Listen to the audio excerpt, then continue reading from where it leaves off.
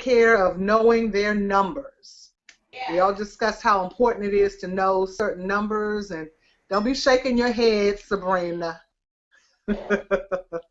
Okay, I, so I'm guilty. I need to call my doctor tomorrow. I keep saying I'm going to do it, but I honestly didn't read the chapter until Monday of this week. okay. Or no, Tuesday. Thank you to jury duty. So I will call them. I'll make it a priority tomorrow. Okay, excellent, excellent. Stage, what about you?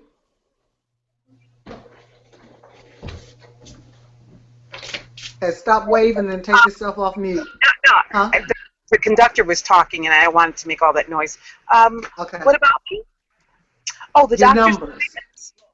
Oh, Yes. yeah, no, no. Are you going to make your doctor's appointments?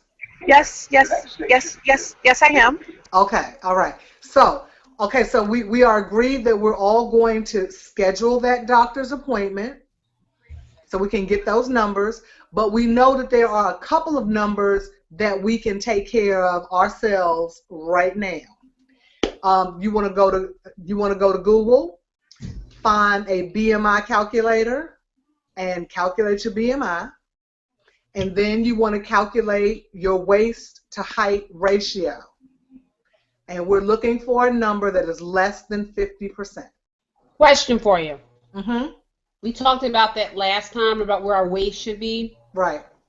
The question I have is, what if your ideal waist is normal, where it should be in the morning, but in the evening it goes up by 1 or 2 inches? Does that mean it's not where it should be? Are we going by the morning waist or the evening waist? Let's go with the morning because that's also the best time to weigh yourself, so you're getting your BMI. Okay. Okay.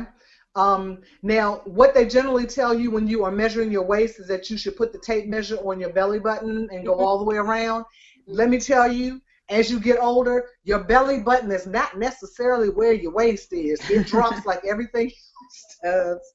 And my belly button is several states lower than my midsection now. So my waist and my belly button not in the same place. So you're putting the tape measure around your waist at its most narrow point.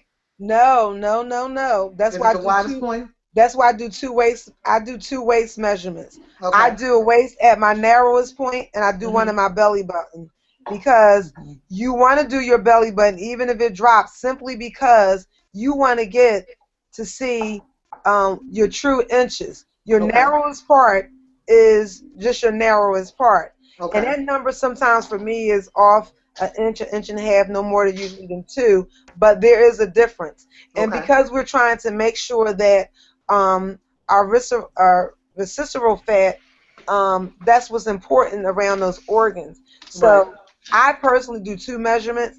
I do the narrowest part and I do the waist, but for my waist to height ratio, I do my belly button piece there.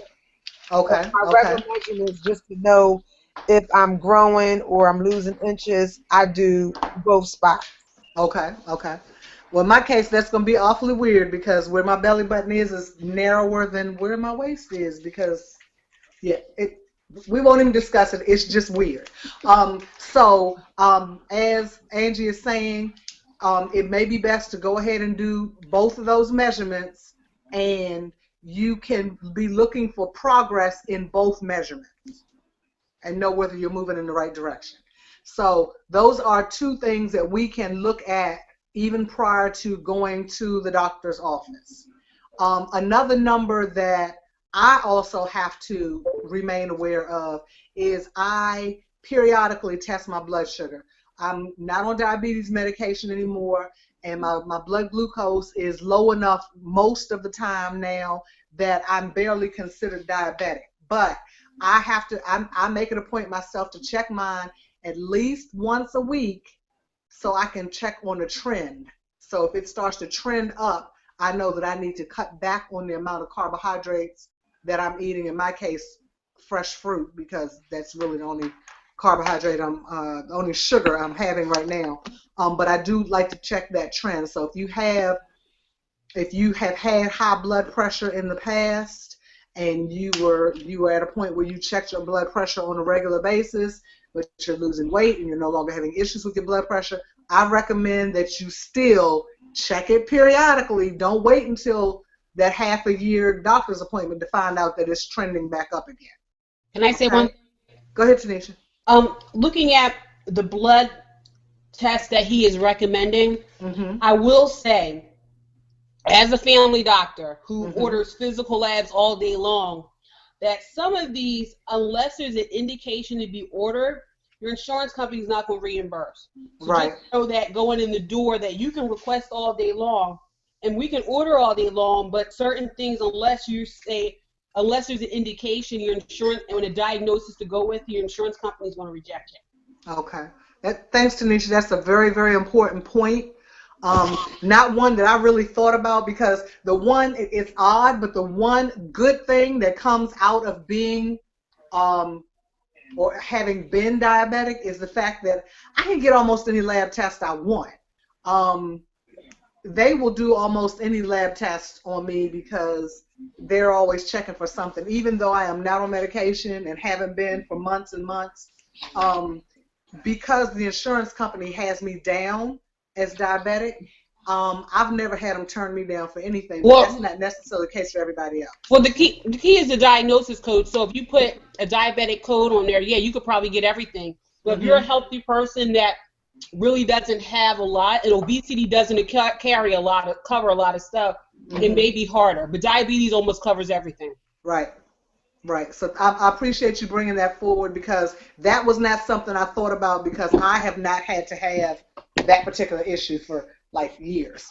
The other thing I want to encourage is that the one of the reasons we're doing this book club is for you to educate yourself.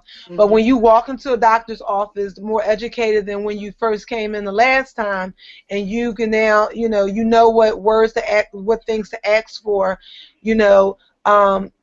sometimes even though the insurance is not paying for it, they might then start to just pay a little bit more special attention to it, because you're now specifically asking for specific things.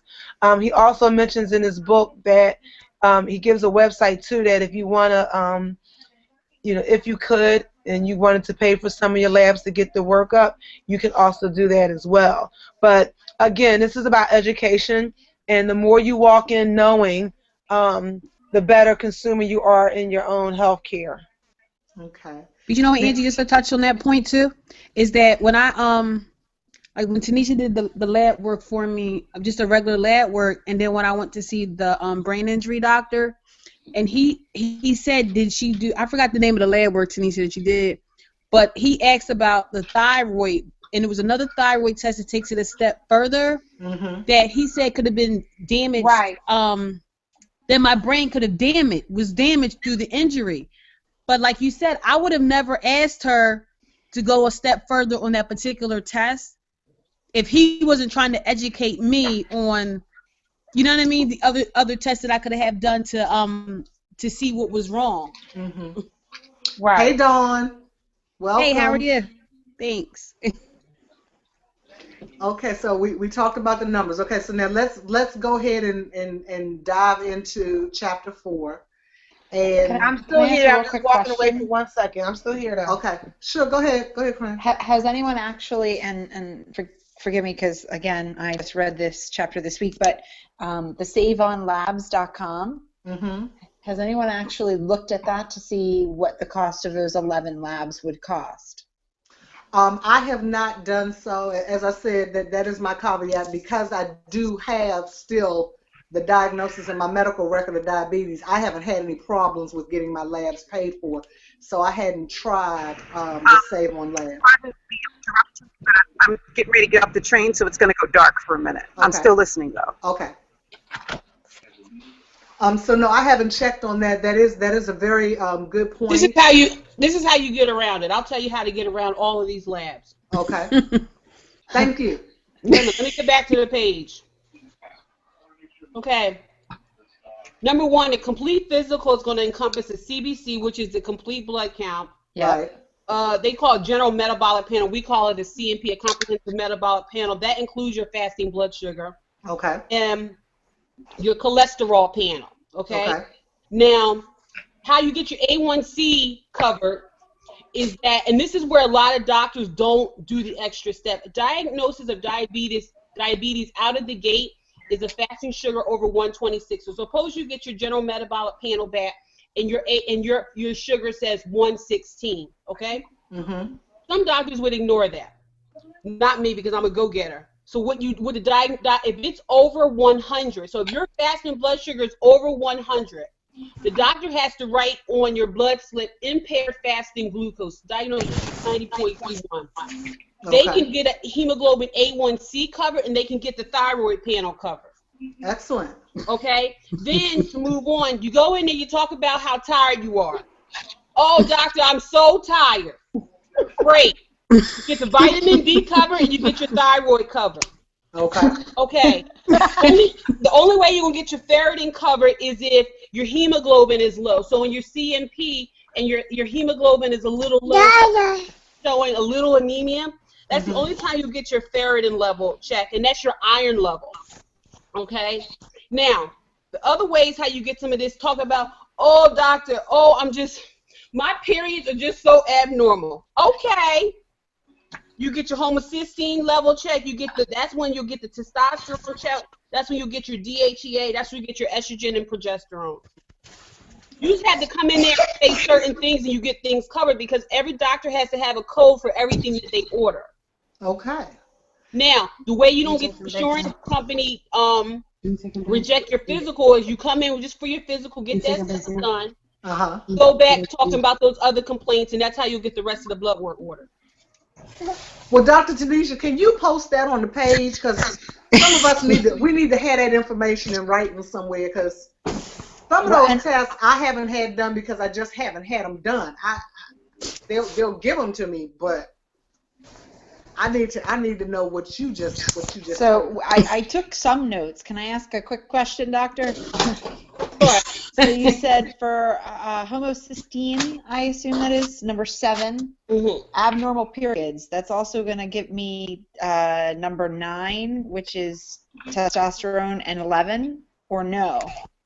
It'll get you number 9. It'll get you. I don't know about a cortisol. Nobody checks cortisol. I mean, yeah, right. The DHEA, it'll get that covered. The estrogen and progesterone will get covered. The homocysteine, we check if people really have like heart disease and other issues.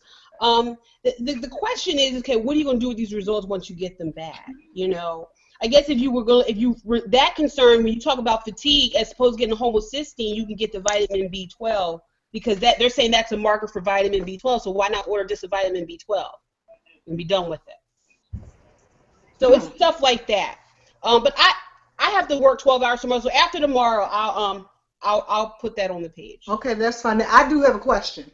Now, I had a hysterectomy last year.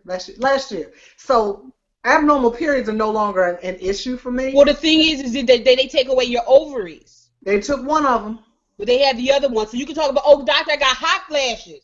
I do. I do. It's 18 degrees outside. I'm breaking a sweat. But don't look at your doctor a certain way if they say, well, you know, some black cohosh that'll probably do the trick. Don't look at them a certain way if they don't want to do $1 million workup. Oh no, it's fine. Just that's when you change doctors. It's okay. So I did this because last year I had my numbers done 3 times. I had my numbers done in March for my physical, and then I seen this. I was doing something, and I found this these pre-diabetic centers, and they came in and they did, and I only went because I knew I didn't have diabetes, or nor was I pre-diabetic, but they was gonna do some other blood work stuff, and I wanted some numbers, so I went out there to King of Prussia and let them talk to me, and I got some numbers, and I went back, and he was like, wow, I'm really impressed with your numbers, and I was like, am I going to get a copy of the papers? I just got asked for a copy of my numbers. Him or her. Then, He was doing something real quick. I just got another life insurance thing, so I got some more numbers last year, so I got 3 sets of numbers last year. But I think like on the first call I was saying I've been recording my call, documenting my numbers since 2000 and I look at my chart, 2010. And so when you get your numbers, make sure you get your paperwork, because I keep them in my handy dandy folder so I can always pull them out, just so that I can see, you know, what's working and or what's looking good and what I need to do better or what I need to do less of or whatever. So a really good I'm sorry to cut you off, Angie. Good doctor's office that's tech savvy, like our office, for instance, we hand a hard copy to all our patients, but everything's on our patient portal anyway. So you could always go home and look at your numbers and look at all your labs and stuff too. So also look for an office that's tech savvy, because that's really the way of medicine these days. Yeah. I'm coming down there and let you take care of me. I'm changing doctors. I'm coming down there and let you take care of me. Where is there? North Carolina. Yeah, Corinne, Dawn and Tanisha are in North Carolina, Stacia's in Connecticut, and Nia's in Washington, D.C. So it's cold for all of us right now. Yes, it is. Yes, indeed. Okay, so let's move on to chapter 4. And in chapter 4, we're talking about hormones. And as I said last week, I don't have a hard copy of the book, so most of this stuff is coming out of my head. So, all right, Angie, you ready to take over, or? Okay, well, we get to hormones. Those hormones. So usually, when we start talking about hormones, we a lot of times think of Dr. Jekyll and Mr. Hyde, or Dr. Jekyll and Mrs. Hyde, because sometimes we've been, really nice, and then it's like, leave me alone. And God forbid, like when our monthlies come on, we may be becoming even another person. So does anyone really affected by hormones around their time of the month? Where do you see a difference in you? You become another person? Yes. Yes. My husband would agree with that too. Well, go ahead. Now I was just going to ask, what things do you experience? Shorter temper. Like I have much less patience, all in general, just all around. And the patience I have, I try to use on my children. So there's pretty much none left for him. I think he would agree if he actually heard me say that. He's in the other room. Now, for me, I had a lot of issues with hormones. I started my period when I was 8. Oof. I was very happy about that. And so by the time I had my hysterectomy, I had been having a period for 42 years. 42 years, longer than some of you all are old. And it was not it wasn't a lovely thing for me. It was not. But by the time I had my hysterectomy, I had big cysts. One the size of a grapefruit. I looked like I was 4 months pregnant. And when they went in to remove, they went with the intention of removing my uterus. They got in there and found out they needed to take the uterus and take the ovary and some other stuff, and they were just real busy in there. But because I still have one ovary, and I was not actually in menopause, I was very early perimenopause prior to the surgery. So my one ovary is working overtime, and I am still producing hormones like I am not, like I don't have one ovary. So around the time of the month that would have been my time of the month, my body still behaves as if I'm having a period, with the exception of the blood stuff. So I still get the irritability and the really want to eat 60 pounds of chocolate, and I want to eat chips and all that kind of stuff. So yeah, the hormonal thing, yeah, let's hear it for hormones. Yeah. Hey, Stage. Stace, we're talking about hormones and if we experience any around that time of the month. We become Dr. Jekyll, Mr. Hyde, or Mr. Hyde, rather. I'm so even-tempered. No, I have those swings and everything else. I'm going to go back on mute because now I'm on the bus. Okay. Well, for me, I will say that my symptoms have greatly decreased simply as I changed my diet. They just decreased.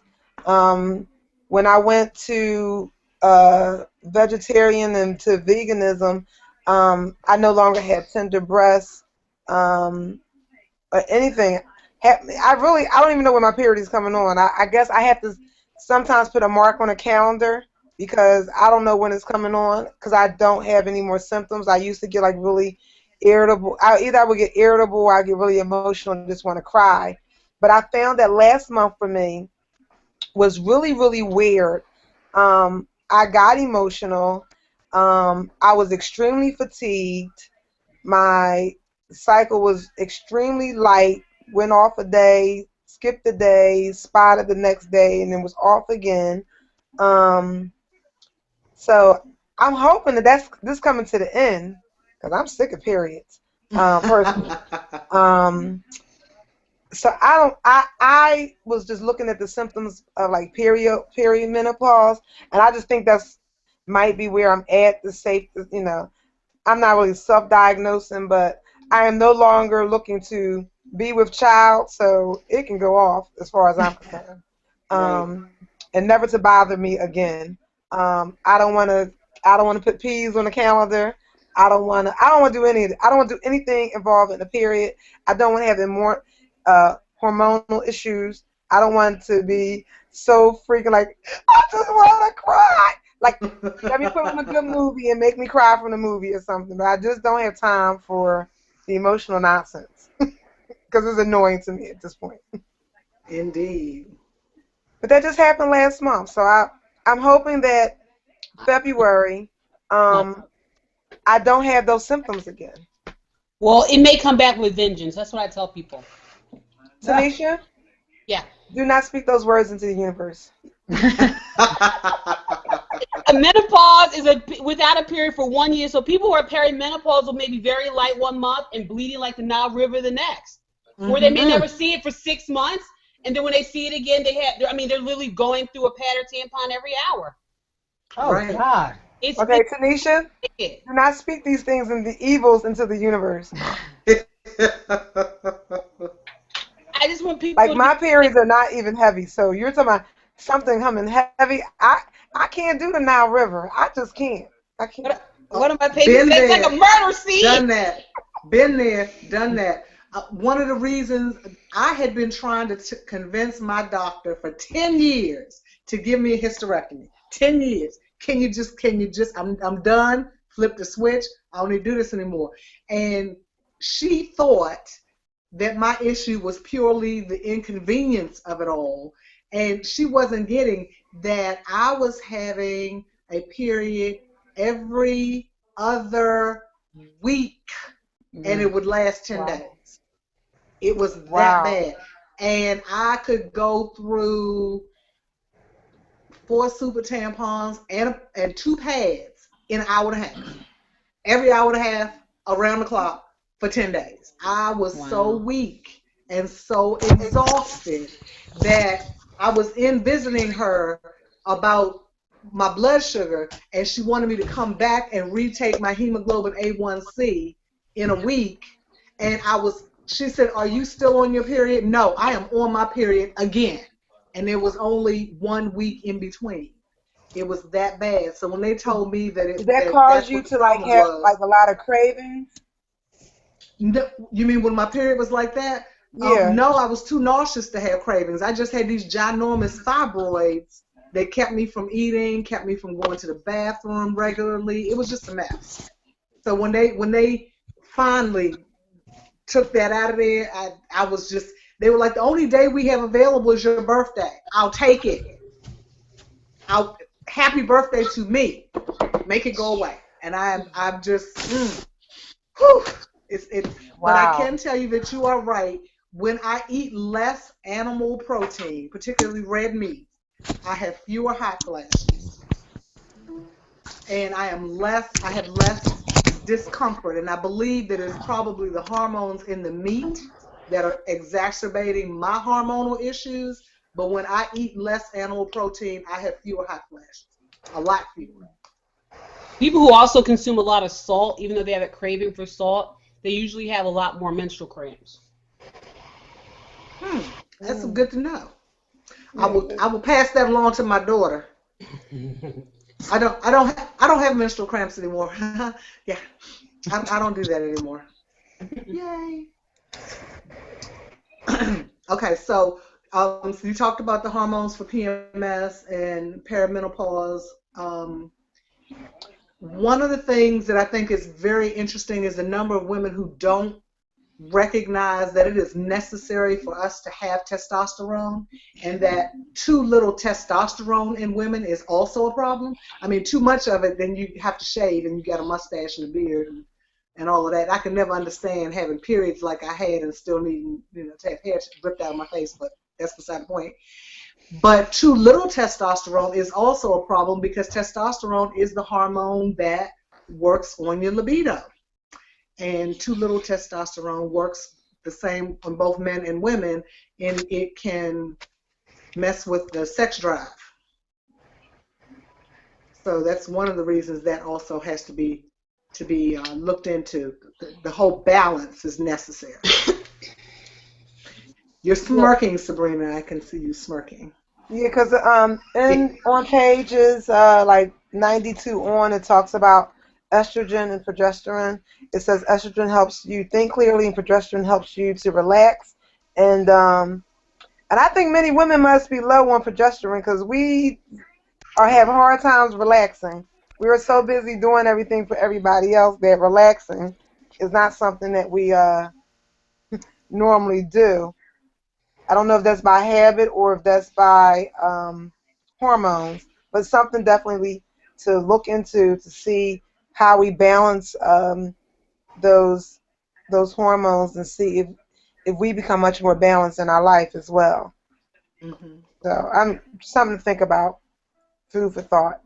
I thought it was interesting that it gives you a list of things if you have low estrogen, weight gain, bladder incontinence and infection, mood changes, depression, insomnia, low libido, heart palpitations, osteoporosis, painful intercourse, foggy headaches, irritability, fatigue, weepiness, hot flashes, and pain are some of the symptoms of low estrogen. And then if you have too much puffiness, heavy bleeding, fibrocystic breasts, low libido, cravings for carbohydrates, weight gains around the hips, vaginal or oral yeast, mood swings, tender breasts, headaches, and migraines. So, Tanisha, I'm calling on your. Do you think that do we go through levels of having maybe high and low estrogen and progesterone when we sometimes have these symptoms that may not occur all the time or go through stages of it? I do. I really think that a woman's menstrual cycle changes during ages. Like the woman you were today is not where you are today is not how you were 10 years ago. I do think that it can fluctuate. So, there may be a time where you're going through something and then it does fluctuate. But you also remember your estrogen and your progesterone will fluctuate during your menstrual cycle. Also, depending on, I was reading some of this stuff with the estrogen and the progesterone, some of it can be caused by excess or not enough, but some of it is caused by other things like headaches and migraines. More likely than excess estrogen is caused by diet. It's caused by food, the ingredients in food. But dehydration too. Yeah, but there are a lot of people who would have called menstrual migraines. For instance, I'm a very bad migraine sufferer. I mean, I will present like I'm having a stroke. So for the last week, every day I'm having a migraine despite me taking prophylactic medicine, despite me really watching my diet. But I know my period's due this weekend. So I'm like, I've never had menstrual migraines before, but it seems like over the last 2 or 3 months, it seems like my body has changed a little bit. So I do believe that your body changes. I think I'm a little different this year than I was maybe 2 or 3 years ago. So the answer is yes and no. I think some of this stuff can be caused by hormones, but also can be caused by what you do with your body. Like those fibrocystic changes in breasts and things, yes, that can happen with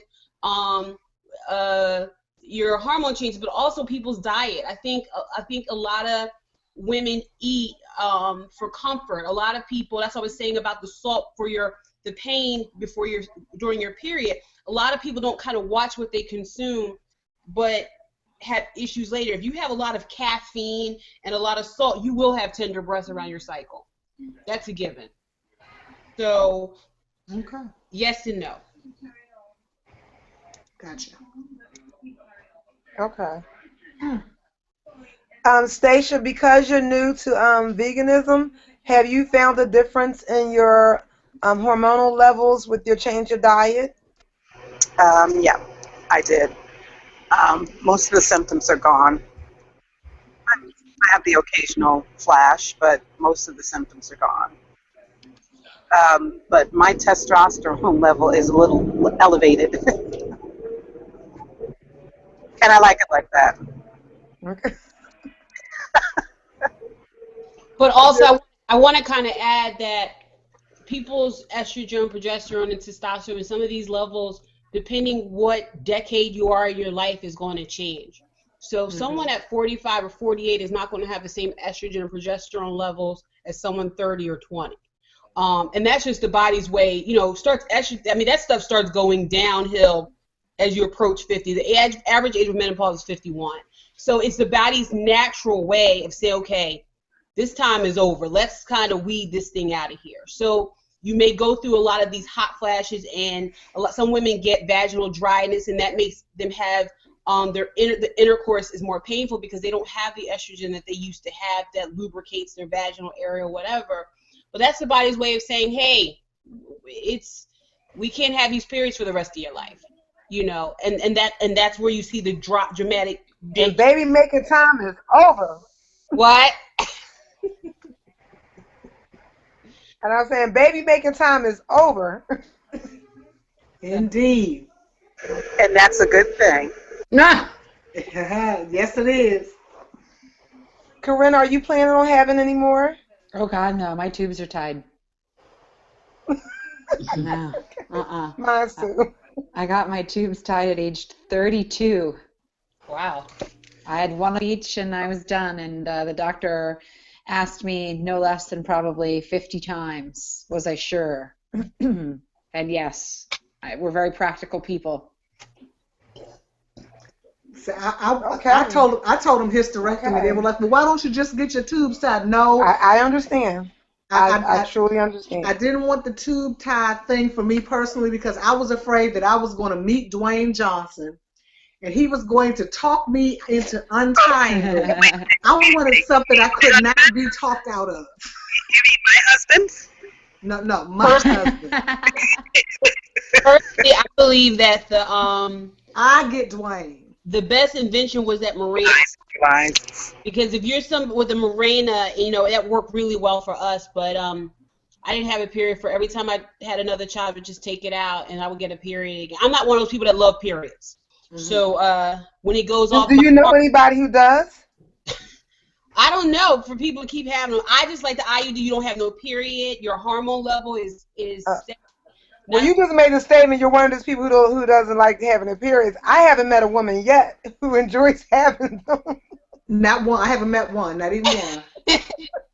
There may be one somewhere, but I've not met her. I haven't met her yet. That mine almost killed me. I'm good. Because she could have had mine. She didn't want. She could. If you found a woman who really, she could have had mine. She could have had it. What's funny about that? When you were describing the periods that you were having, that's the kind of periods I was having after I had my daughter and I had my tubes tied. To the point that I thought there was something wrong with me, and it made me think. Your story made me think like, wow, there's some numbers I can request from the GYN. Mm-hmm. Because she came back and said, no, everything's fine blood work wise, but everything didn't feel fine, and she assured me it had nothing to do with my tubal ligation, but I could swear that my periods were not near anything like that was, certainly, and they still aren't back to where they were pre-child and pre-tubal. Wow. I had my tubes tied 13 and a half years ago. I can't recall any complications with them though. Yeah, I can't recall any complications. So I was 30 and done. I had 3 children and I was done. But I don't remember any complications. Okay, somebody else just popped in. Who was that? I think Me. Hi, me. that is Tashay. Shay. Tashay is Hey, new to Shay. our call tonight. So we have Corinne, we have Dawn. Well, Corinne from PA. We have Dawn from NC. Dawn and Tanisha. Tashay is from Pennsylvania as well, but she is stationed in North Carolina as well. Nia's from Okay. DC. Stacia is from Connecticut, and I'm from the Virgin Islands. Yeah, okay. So we are talking about hormones. And Tashay is the outside of me. She's the youngest person in the group, and so we're all at different stages here. But welcome. Thank you. Hey, Tashay. Hello. And I think I'm probably the grandma of the group. But to add back what you guys were saying, I feel that my periods are better after children than before. That's interesting. Well, only in I that can't I didn't have one for a year after each child, but that's because I was nursing. Ah. Well, honey, I understand that the last period I really had was December 2010. Huh? When you were talking about nursing, I said the last serious period I had was December 2010. And I think I had one maybe that April before I got pregnant with the baby. Oh, that's good. Okay. Yeah, so I am dreading it coming on. All you gotta do is get the Miranda IUD. You won't have that problem. Well, you probably ought to listen to your sister because, as I recall, when I stopped nursing and started having periods, yeah, all that saved up stuff was, yeah. It wasn't pleasant. It was not pleasant. Oh. I am All right, hoping ladies. that it'll be different for you. It's about to get dark and I'm getting off the bus. Okay.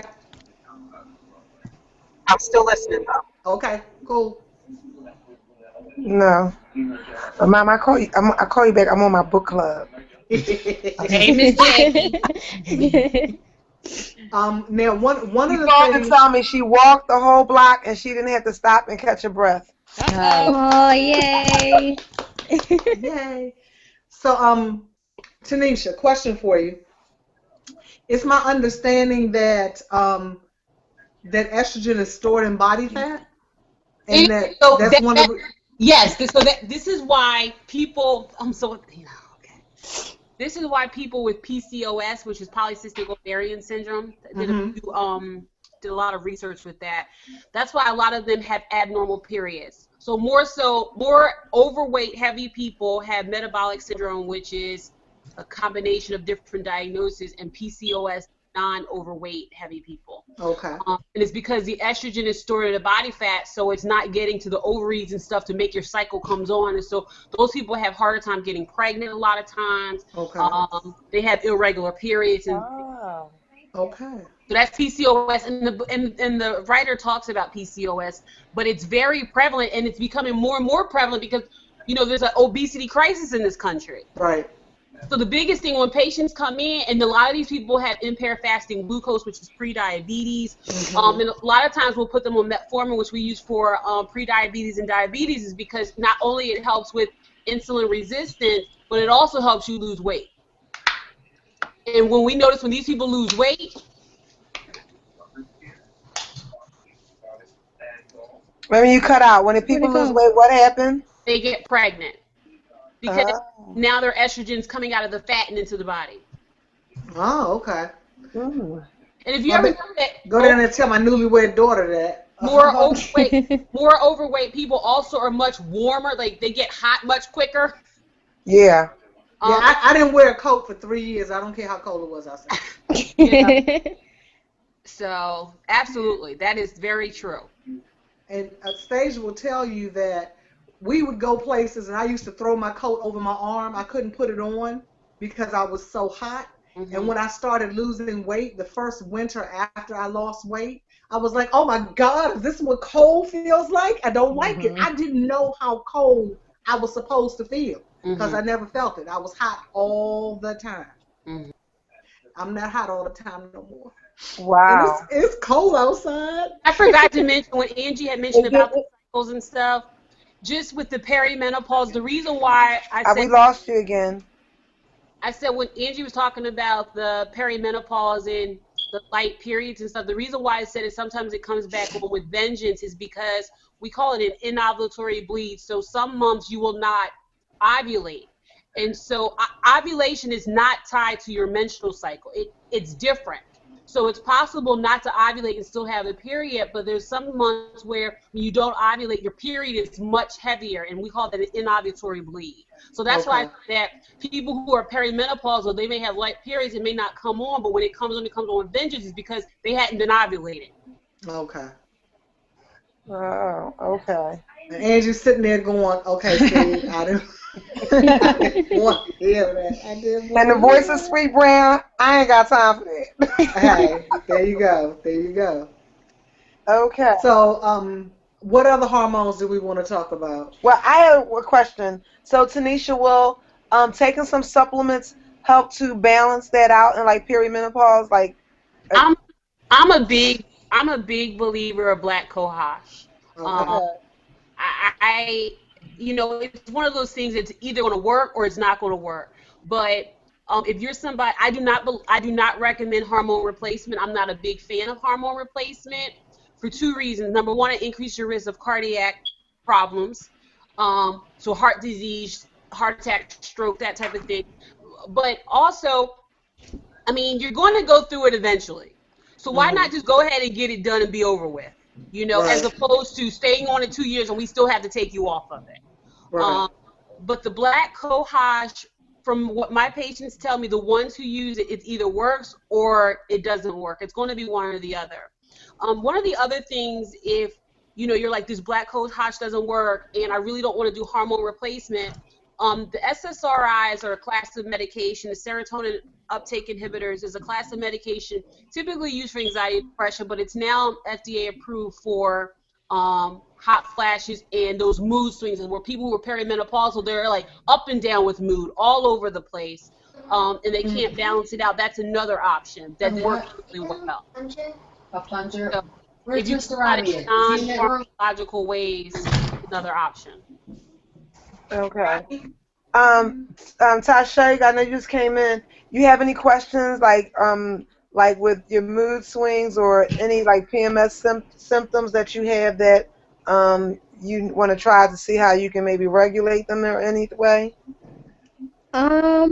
Possibly. I don't know. In the past, I'm really moody. Wait, hold on. Sorry, I can see it's breaking up. But I don't really know what causes it, really. And I don't even know how to stop it, but I don't know. I just get really moody. That's my only way. I guess how does everybody else deal with it? Well, I had stated earlier that when I changed my diet, the symptoms that I did have and I had that were very prominent, they just went away when I changed my diet. And Stacia was saying the same thing, and she's new to veganism, and she was saying that hers are pretty much all gone. And then Nia had shared that once she took animal protein out of her diet, she had a lot less symptoms as well. So, I mean, the best way, I guess, to try like an elimination diet. So see what happens if you take certain things out of your diet. How does that affect your mood, especially, you know, on the onset of your menstrual, the onset and the duration of it, to see if that makes a difference. Because everybody's body is going to be different. So you kind of have to do some things to kind of figure out your body. And then Tanisha was saying that the black cohosh, which is a herb, can help with those symptoms as well too. So, you know. Angie, I think you need to start it before your period comes on. I think that's the misnomer that a lot of people have as far as menstrual cramps and other things. You need to really start it about a week before your cycle is due to come on. Because when it comes on, those hormone levels are where they are. Okay. Okay. Because the other thing I don't that think I found, remember what that is. Sorry. The other thing that was helpful for me, but that will not help you, Tasha, because you're in the military, is to stay away from men who just make you want to strangle them because they don't have periods and you're pissed because they don't have them. So I just try to avoid men, but it would be kind of hard for you to do that. So some meditation might help, not so much with the symptoms, but more with how you deal with the symptoms. Okay. So you might want to try that as well. I mean, because you can't really smack the sergeant major. I mean, you can't. You think about it, but it's probably not a good idea. No, that's not a good idea at all. No, not a good idea at all. So, try the black cohosh. Do some elimination with your diet, particularly the animal protein, because unless you can get your hands on a lot of organic and locally grown meat, we know that they give steroids, which is a hormone. They know that they give steroids to the meat, to chicken, beef, all of that. Okay. So you want to try to keep that out of your diet. Excuse me.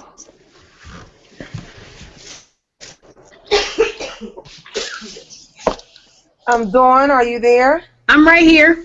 Okay, I didn't see you. I just seen the walls. I just was checking on you. Oh yeah. Okay. Okay. So I think. Well, let me ask you this question: Are any of you willing to try anything different to see if you have any changes in how things work for you? And maybe Corinne doesn't have to her head doesn't have to spin and give Paul a 360, expression when she has no more patience. Would you be willing to try something like a week before, 2 weeks before, kind of seeing if you ate differently or took the black cohosh to see if that made you less irritable? Yeah, I'll try something. It.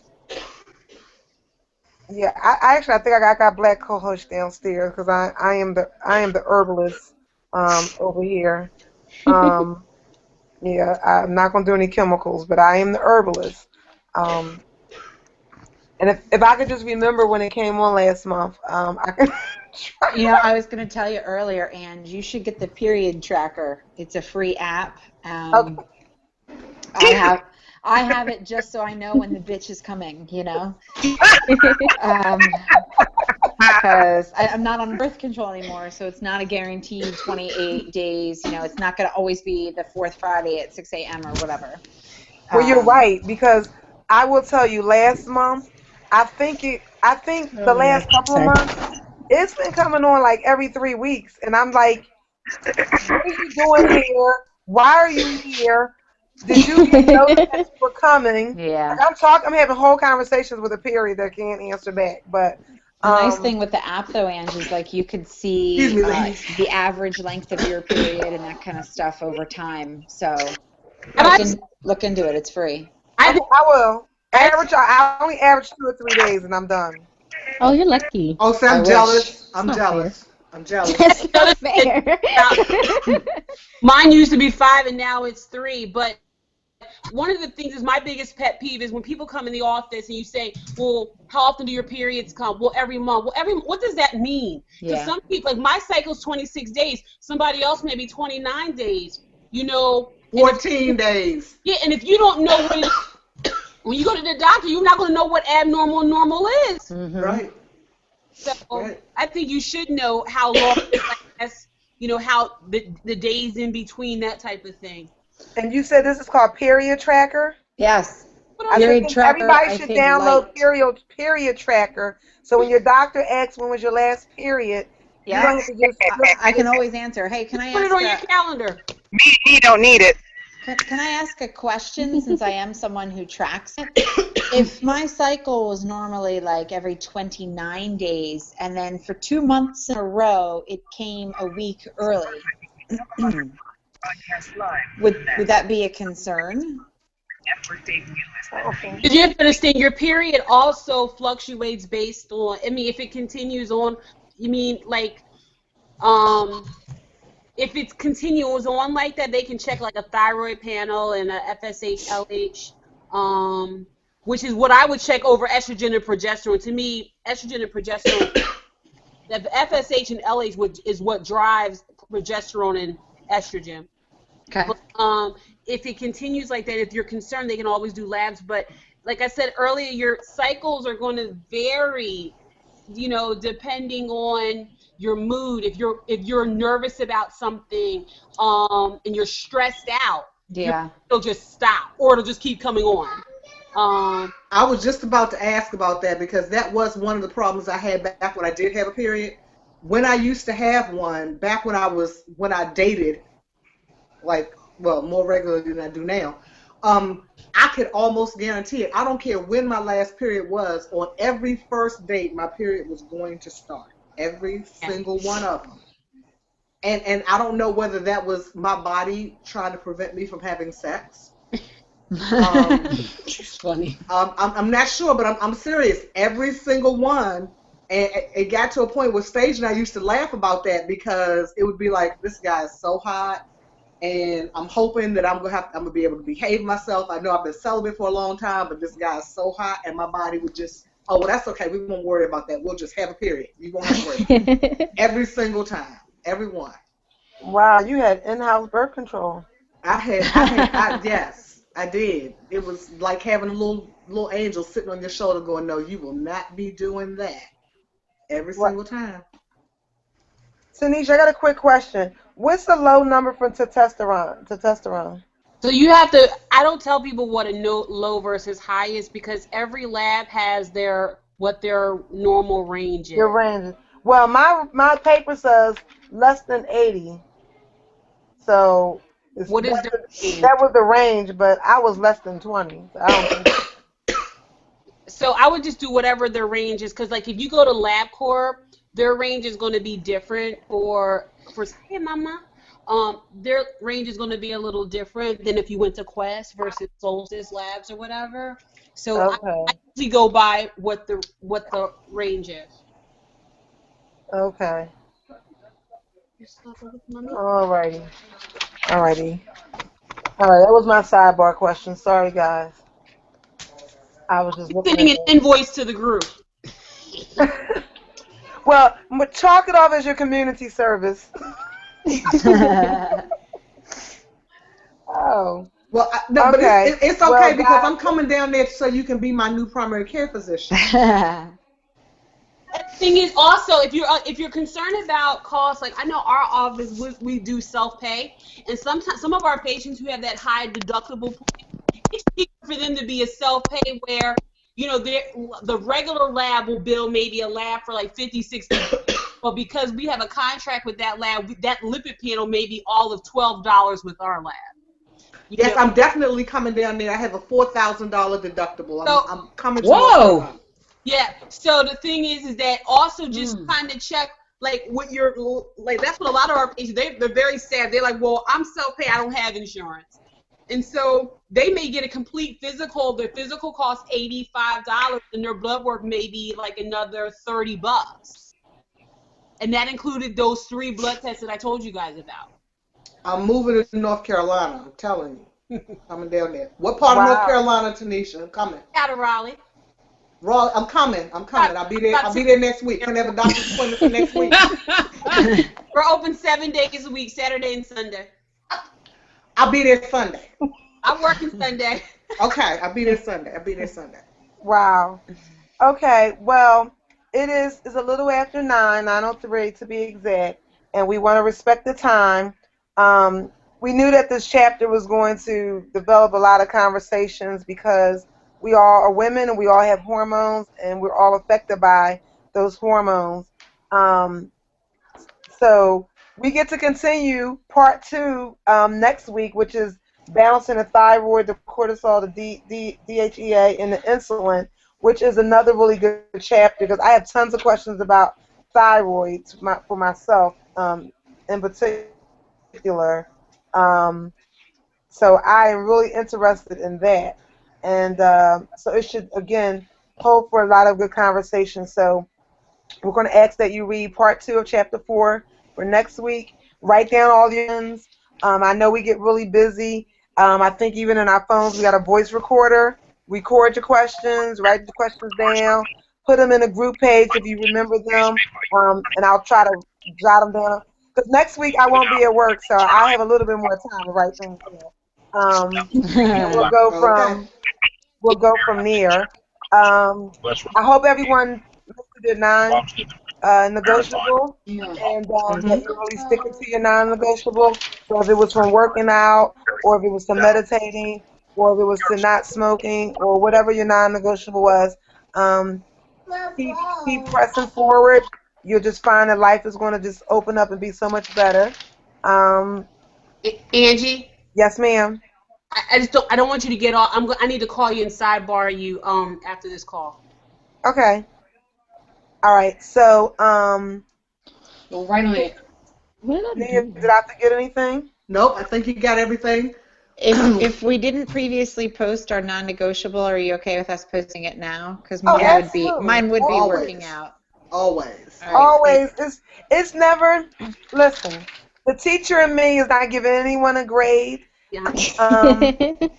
Everything we do here or discuss or assign is not about being punitive. It's just really for us to help each other and to help ourselves to unleash the power that we have inside and just fall in love with our brains. So nothing is punitive here. If you didn't get to it and you do it now or tomorrow, that's great too. Again, everything is designed to make us better and empower us. So That's right. no worries. My grades are done, and I won't be giving any of you grades. So that's it. I'm on sabbatical. Good for you. So, Congratulations. Congratulations. And the dance starts tomorrow. You gonna post that again? Because I need to watch that again. I need, some laughter. yes, I had a little video with Jerome from Martin, and he said this is how people act on Fridays. So I'm going to repost it because tomorrow is Friday and it's my last day, and I will be doing the Jerome from Martin dance. So. Nice. So excited.